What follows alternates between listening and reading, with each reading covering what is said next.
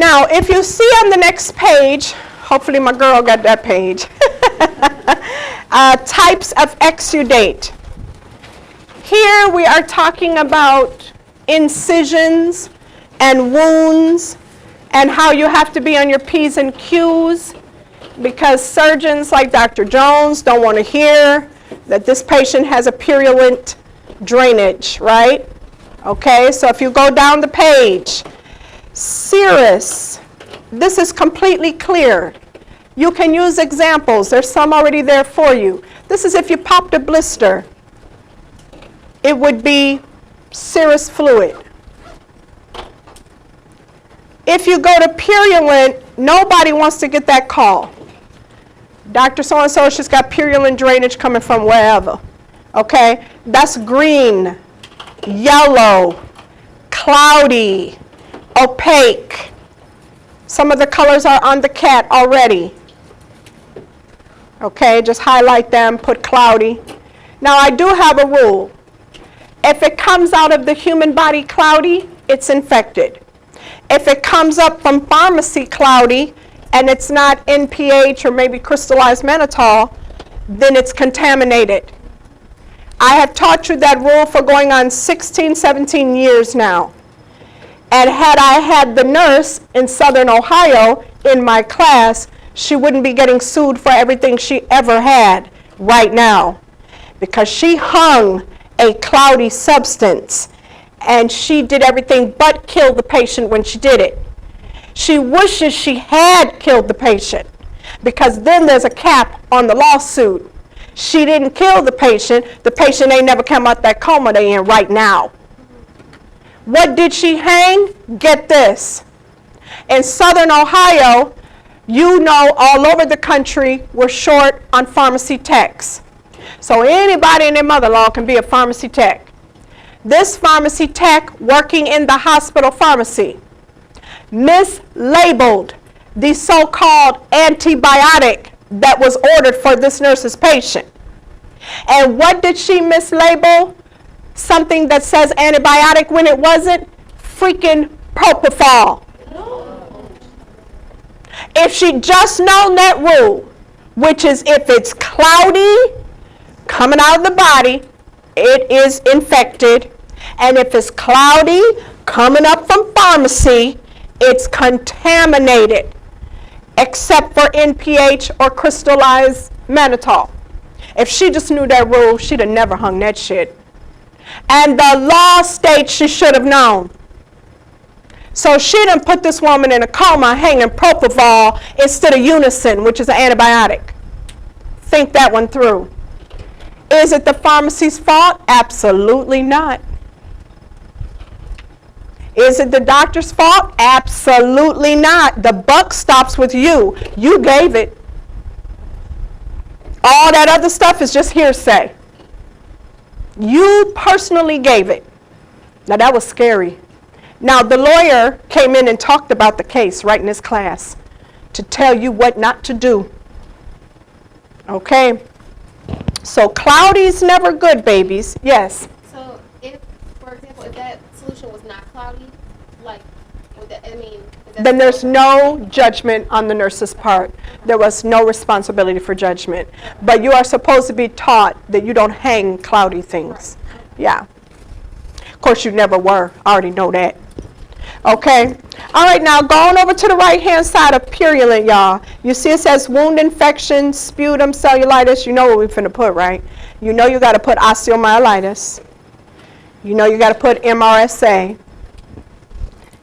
VRE, pneumonia, because all of those, you know, drainages are purulent. Okay, hemorrhagic.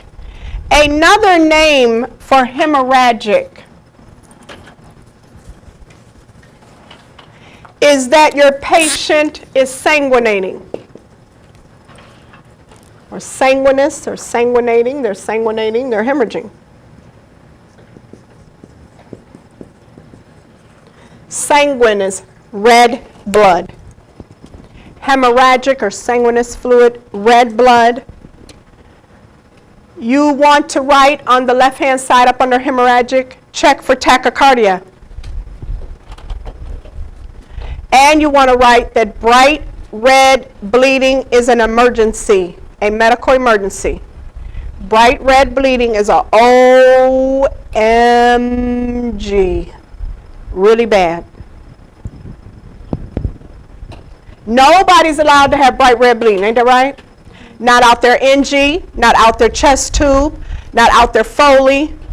Nah, not so much. Unless they just came up from surgery, which is a little different. But for the most part, you get it. Okay, what are you doing with this bright red bleeding? It ain't cool. Serosanguinous is pink. This is what you should see from your drains.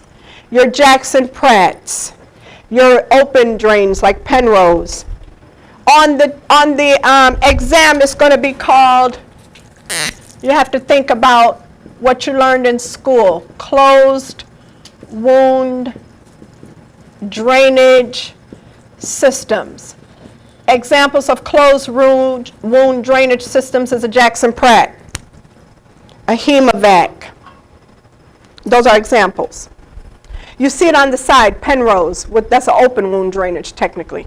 Okay, Penrose is open. It's an open system. It's not closed. How do we create suction with our Jackson Pratt? Compress it and then put the top back on it, right? After you empty it, you alcohol the spout, remember? And then you squeeze it, put the top back on. All right, now, on the bottom of this page, I want you to know your lesions. The first one I want you to write down is macule.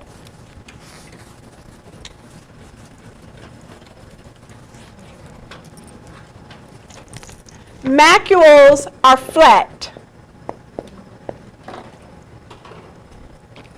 They're not really raised too much at all. They're more flat. Examples of a macular rash is eczema. Eczema can be raised, but typically it's really kind of flat. Okay, so macule, you can have a macular area. Macular and papular can be combined. So macular papular rash means just pieces and parts, and eczema is a good example of a macular papular rash. So the next one is papules.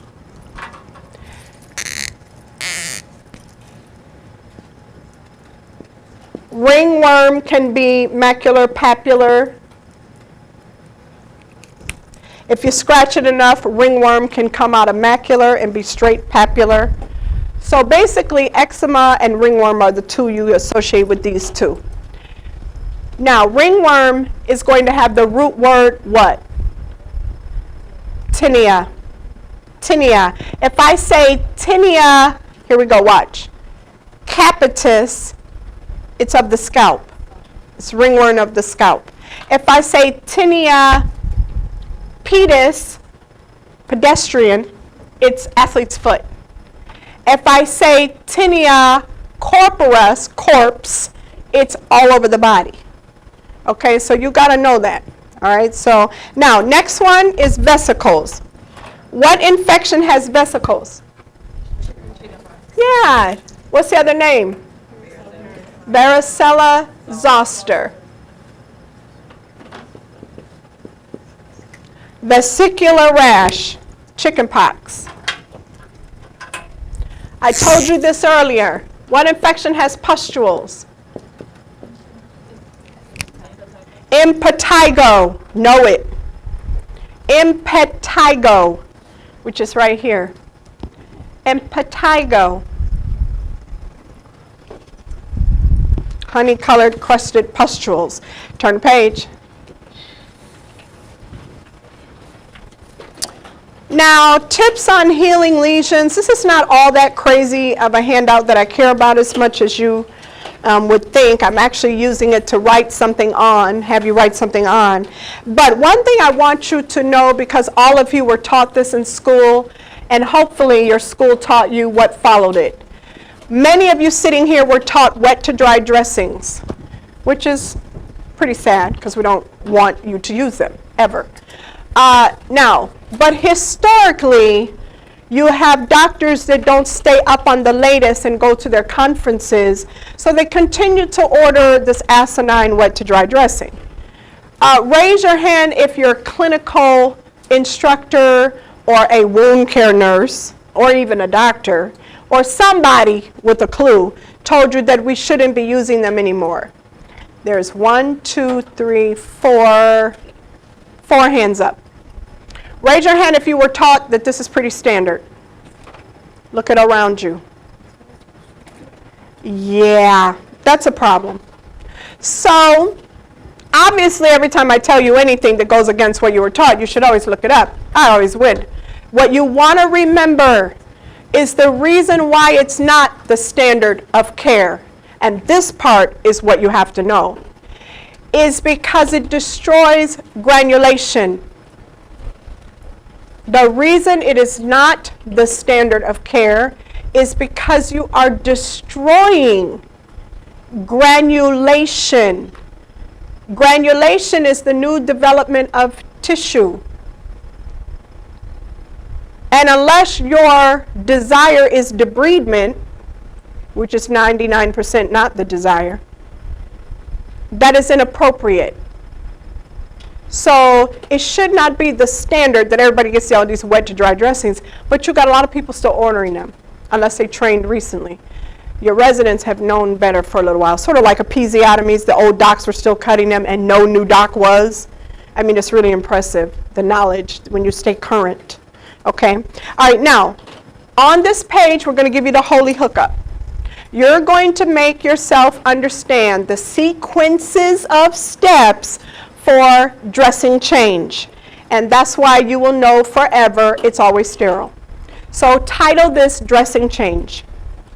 And you can write it right on that paper. It's just short and sweet. You ain't got to use a lot of notes. It's just real good idea to keep it on the page where it makes sense. Number 1, obviously wash your daggone hands. So hand hygiene, you don't need to write that. If it's common sense, it should be anyway. Now, you don, D-O-N, clean gloves. So remember, D-O-N is putting on clean gloves. Don clean gloves. Remove the dressing. Clean the wound. What are we cleaning it with? Normal saline. In case you didn't remember, we go from the center to the edge. Measure.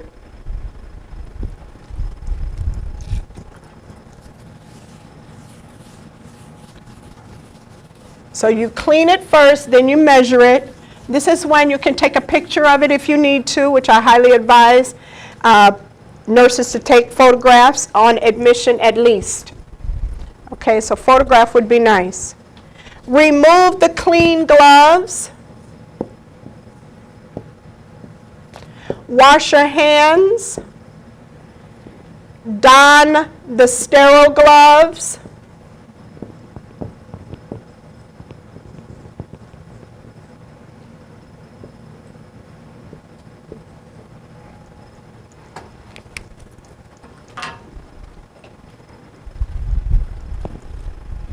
And cover the wound.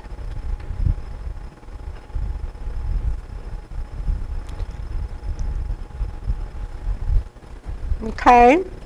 Now, if they have another extra step in there that says, I don't know, open sterile equipment, obviously it's after you wash your hands and before you don the sterile gloves, you're opening your packets, right? Because the pack itself is not sterile. So you're opening and flipping out your 4x4s and all this other kind of nonsense.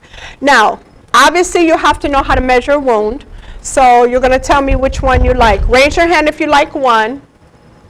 Raise your hand if you like 2. Don't be a punk, you have to vote. So far everybody likes 3 and 4 is what I'm saying. Oh, whatever.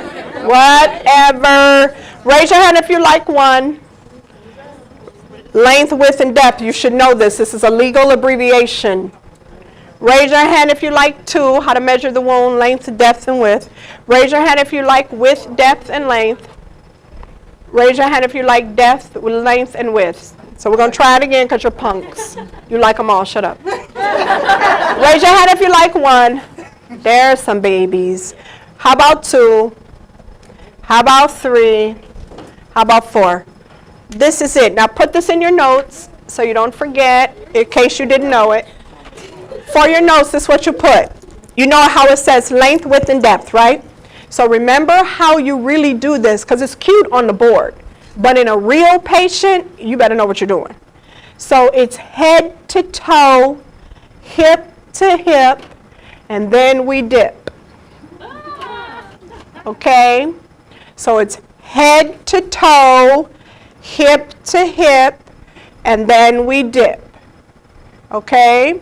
Now, so you have wounds that come in all kinds of crazy shapes and sizes.